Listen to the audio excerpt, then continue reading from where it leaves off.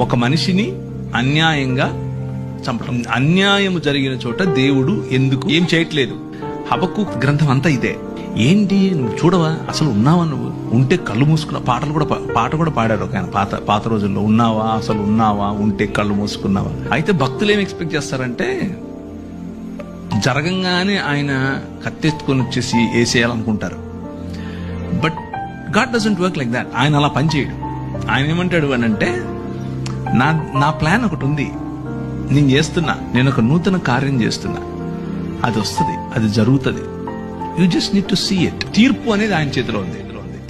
Let's put it this way. మనం అనుకున్నట్లుగా కాకపోయినా ఆయన తనదైన శైలిలో, తన పద్ధతిలో సమస్తాన్ని నూతన పరుస్తున్నాడు. కొందరికి ఛాన్స్ ఇచ్చి నూతన పరుస్తాడు, కొందరికి పళ్ళు రాలగొట్టి నూతన పరుస్తాడు. రెండిట్లో ఏది కరెక్ట్ అనేది ఆయనకే వదిలేద్దాం.